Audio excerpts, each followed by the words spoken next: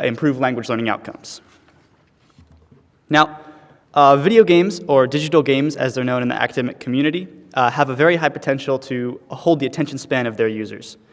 And this engaging nature gives digital games significant potential for the use in a classroom environment. This has led many in the past to attempt to create digital games that can lend their engaging properties to the educational realm. Now, previous research in this area has found that one field to which digital games are specifically well suited is language learning. This is very likely due to the fact that much of the difficulty involved in language learning is understanding the proper context in which to use different vocabulary and constructions. Howland et al., their research suggests that digital games can help to solve this problem by creating additional spatial and visual contexts in which to learn language. Now, the primary appeal of using games in educational contexts is their ability to hold the attention of their users. And thus, in order to understand how best to apply digital games to a language learning context, it's necessary to understand what factors digital games possess that make them so engaging in the first place. Now, the motivations behind people who play games are not entirely clear and, of course, vary from person to person. However, Kirali et al.'s 2022 research suggests 4 key factors which are sufficient to explain the motivations of any given person to play games. Firstly, there's a desire for mastery. This translates to people like to play games where it's clear that they can do well, it's clear that they can succeed and improve.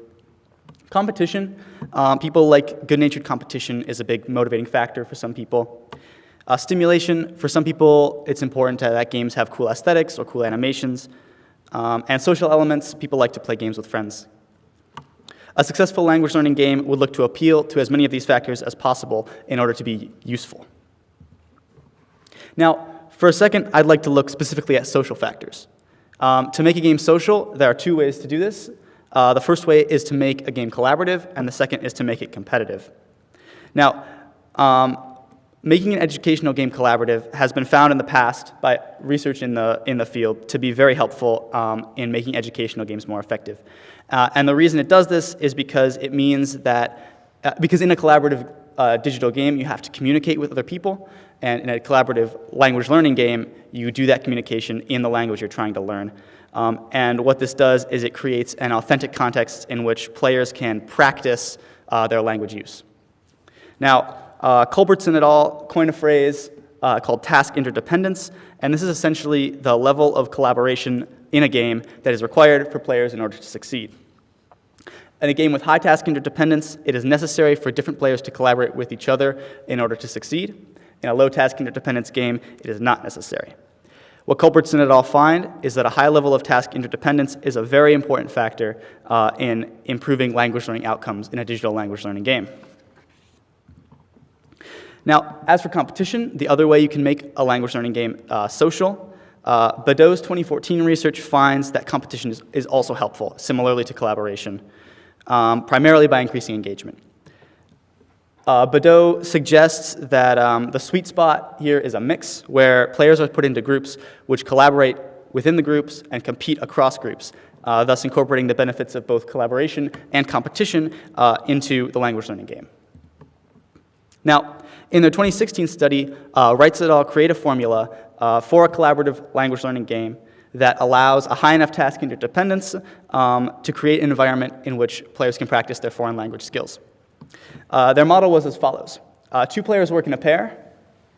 They are put together in a video game environment, and the players need to communicate with each other in order to succeed at a series of puzzle-solving tasks. Now, they're only allowed to communicate in the language they're trying to learn. The key here is that neither player in the pair has complete information about what they're supposed to be doing, and a pair can only succeed by sharing information.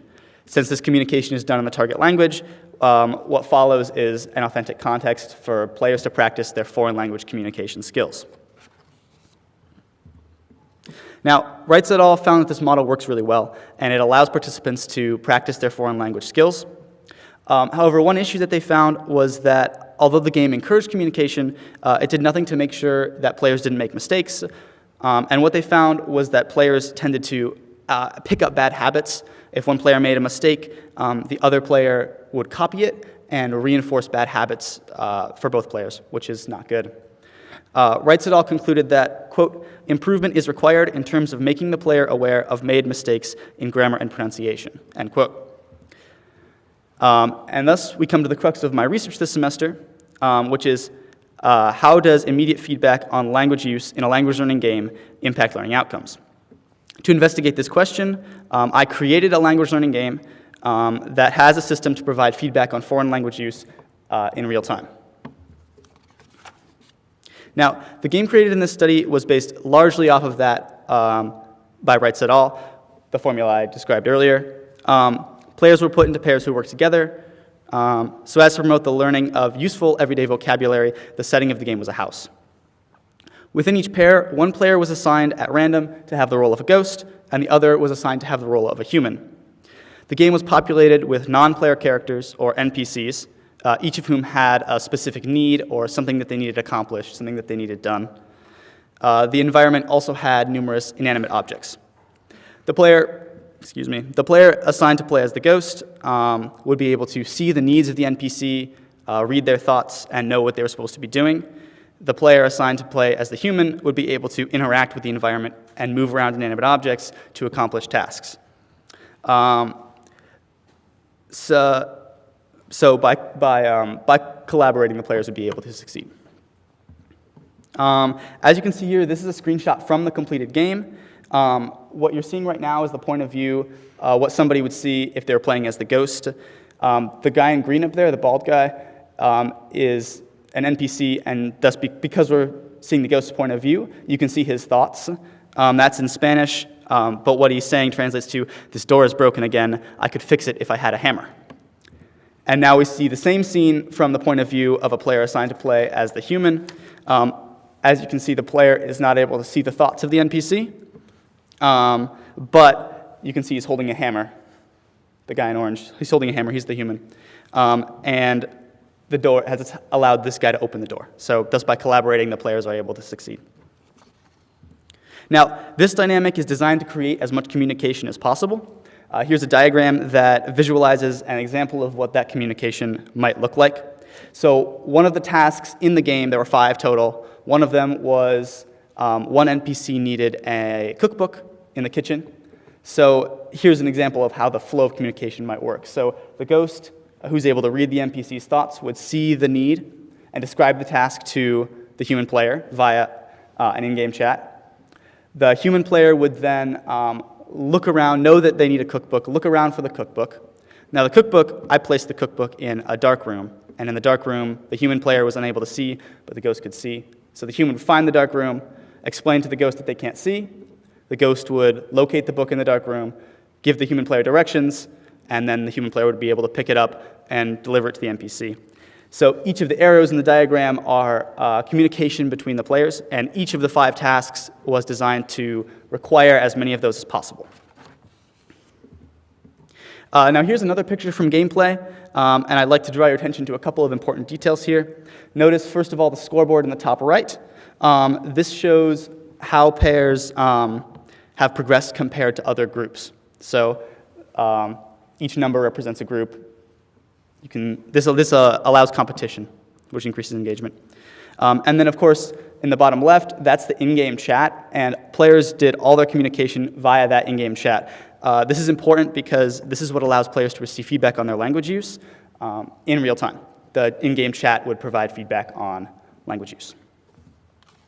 Now, in order to assess the effectiveness of the feedback system itself, I had a couple language teachers here at the Academy were generous enough to let me test the game out with their classes. In total, 50 subjects tested the game across 4 different testing sessions.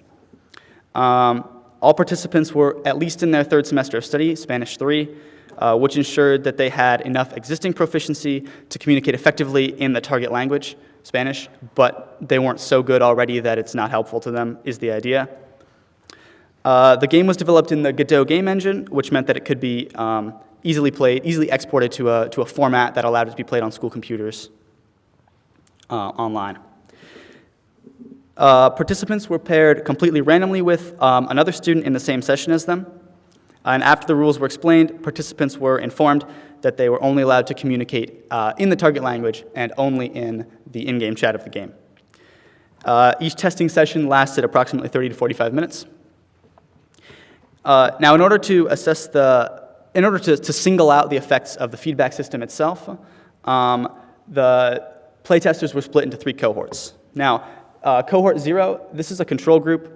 A third of the players played in a version of the game where they received no feedback on their language use. They could say anything they wanted in the in-game chat. They could speak in English. They could make mistakes, and they wouldn't hear about it. The second cohort, cohort 1, this is I call it the less strict test case. Players played a version of the game where they would be made aware of mistakes that they made in grammar or spelling in the target language, and they would be informed if the game thought that they were speaking in. What you see here on screen is another screenshot from the game. This is a player in cohort 1 who has just sent a message that has an error in it, and as you can see, they're informed that they made an error, and they're provided with a suggestion of what the game thinks that they might have been trying to say instead. So to collect data, to see how well this works, data was collected in 2 ways. Firstly, players filled out 2 surveys, one before playtesting and one after playtesting. The survey before playtesting was just to collect some demographic information, so that was age, years of experience in the target language, etc., to help me look for trends and that kind of thing. The survey after the playtest was to assess participant attitudes towards the game. And this was primarily in 5 categories, so how accessible players found the game, how interesting they found it, how challenging they found it, how anxious it made them. That's mostly anxiety around making mistakes or feeling embarrassment around making mistakes. And then general helpfulness, lastly, just how helpful did players find it for language learning. And all of these were measured on Likert scale responses, so players could respond from 1 to 7 on how well they agreed with whether or not it was helpful, or etc. The second way that data was collected was via a qualitative review of all the messages sent in chat, sent in in-game chat. So this was me looking through all the messages and trying to identify any noticeable trends between different cohorts. Now, what you see on screen right now is a lot of graphs. Now, these 5 graphs correspond to the 5 participant attitudes that I was looking to assess. So that's accessibility, interest, challenge, anxiety or fear of mistakes, and then just general helpfulness. And none of these differences are statistically significant. So what that means is that as far as the language feedback system is concerned, it doesn't make a difference to player attitudes towards the game, unfortunately. Now this chart on screen shows how quickly in seconds partners reach the first of their in-game objectives. Not all pairs playing the game completed the game, but all pairs did reach the first objective. So this can be used as kind of a proxy for how well players communicated. And this is what I found was that players playing in cohort 1 were significantly faster at reaching their first objective, which suggests that they're communicating better. This is strange. It's not expected. It's possible that players playing in cohort 2 who were forced to correct their mistakes were hindered in their communication, which slowed them down, but that wouldn't explain why the control group is so much slower. That's not expected at all, so more research is needed to explain this phenomenon. It's additionally worth noting that effectiveness of communication is not entirely the goal of the game. The goal of the game is learning the language, and it's possible that communicating more quickly doesn't necessarily correlate to learning language more effectively. So it's possible that that's not even the metric we should be looking to optimize here. As for the qualitative review of the chat messages that players sent while playing the game, there were a couple of noticeable trends. First of all, it did seem that the tasks in the game fostered the need for communication.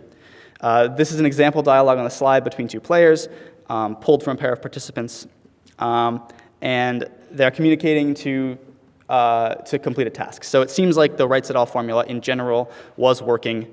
I was recreating those results and forcing communication. Second trend that was noticeable was that some pairs resorted to communicating in their native language, in this case English, And notably, this was much more common in the control group, which suggests that the language feedback system did at least help players stick to practicing just in the target language. Out of the 9 pairs playing in the control group, 4 of them exhibited this behavior and resorted back to their native language for significant communication. But of the pairs in the other 2 cohorts, the ones who had the language feedback system, 0 pairs exhibited this behavior. Now, there are, of course, many factors here that limit the reliability of this research. The most important seems to be that participants tended to communicate outside of the game and in their native language. So the qualitative review of the in-game chat found that there were multiple pairs who had very little communication at all, but still were succeeding at completing tasks in the game. And I think it's likely that those correspond to pairs who were communicating verbally outside of the game, which means that they were not receiving feedback on their language use. Secondly, the language feedback system had a few quirks. It was a little overly suspicious of participants communicating outside of the target language. For example, it thought the word gracias was English, which it's not. Thirdly, in the initial version of the game, the post-playtest survey was triggered on completion of the game. However, as I mentioned earlier, not all pairs completed the game. And so the result is that 6 total individuals didn't complete the post-game evaluation, so data is missing. After the first testing session was complete, I fixed that, but it was too late for the first group. Now, in my opinion, the primary goal of future research should be to look into enforcing language complexity rather than just language correctness. My research enforces correctness, but it does nothing to make players use complex language or even full sentences or anything like that. Simple communication was common, which means the quality of practice was lower. Future research should also look to correct errors in the language feedback system. Furthermore, researchers should work to optimize the post-playtest questions further to assess player attitudes towards the communication aspect of the game in particular. Overall, results indicate that the game created in this study was successful in fostering an authentic need for communication in a foreign language. The analysis of the in-game chat messages is encouraging, and it seems that the immediate feedback on language use seems to be effective, at least at preventing players from switching back to their native language.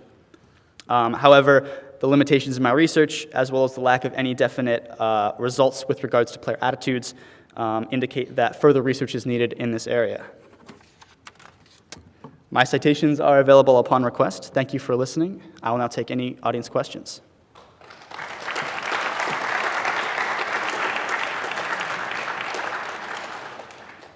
Should I call on people? You.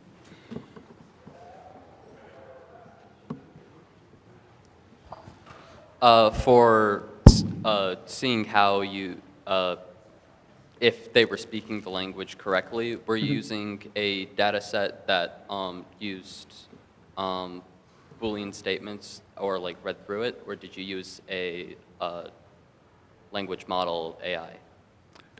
Good question. So it's neither.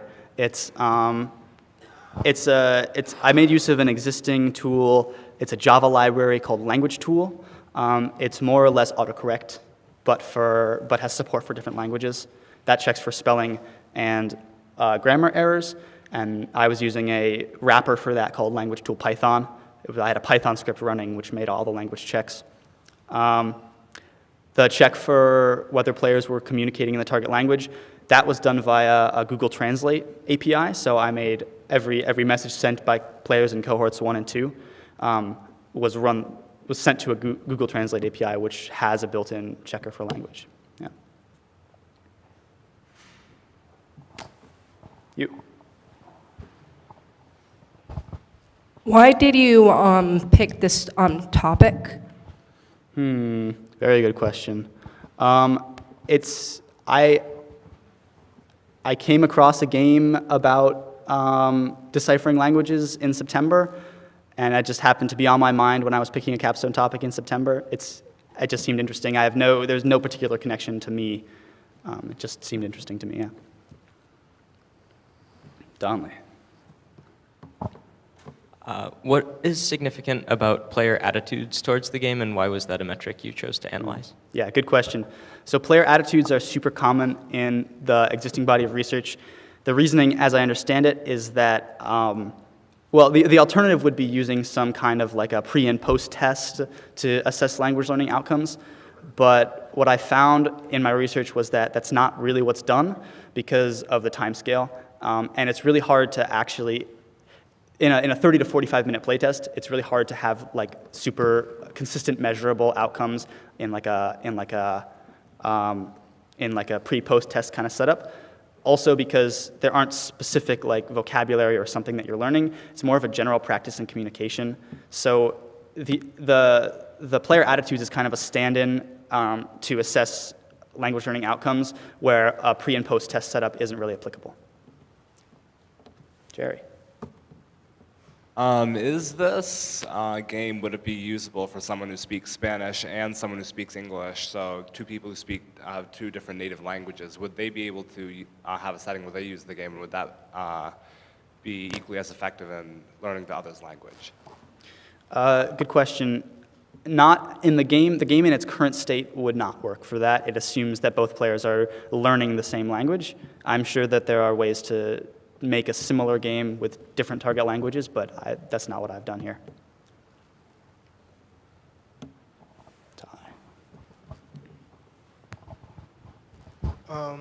You said that only cohort 0 started speaking back to their native language and not into the target language. And I was wondering if you took into account that it could be the fact that like the pressure of realizing that someone was like noticing what they were saying in the other two groups with any sort of feedback, like the pressure of just being like, this is not what I'm supposed to be doing, and just like the idea that someone's looking over them being the reason why they didn't do it. Yeah, I definitely considered that as a possibility, but that I guess I would say that there's nothing wrong with that. That's one of the functions of the language feedback system, is to make players feel like they should be communicating in the target language. So I'd say that's definitely a possibility. Yeah. Jonah?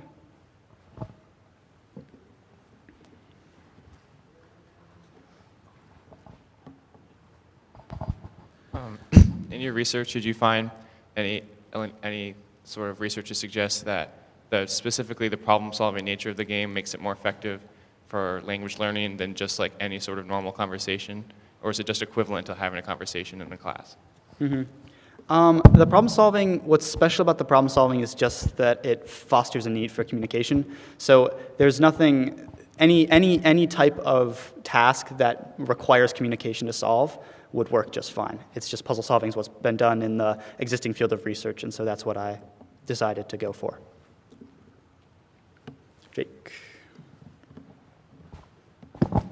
Are you looking to continue working on the game and building it now that you have a good basis that you started with? No, I'm not. I mean, I could, but no. We'll have this be the last one. Last one, all right. You measured how stressed people playing the game were, which is, to me, interesting, since that can both measure a lack of interest depending on the person, or it can increase interest depending on how much stress you're feeling. Some people really don't like a game known as Overcooked because of that. So I'm just like curious why specifically you choose that as one of your metrics. So I chose that as one of my metrics because it was one of the metrics chosen by Wrights et al., the study that I based my research off of. The intention behind that metric is really just to see whether players are like afraid of making mistakes and whether that's a factor in, because one of the potential advantages of using a digital game is that it kind of takes out some of the potential fear that might stop, or fear or anxiety that might stop someone from practicing their target language in like a verbal context. So that's really to see if the digital game is helping make people less anxious about just trying stuff out. That's the reason for that metric, yeah. All right.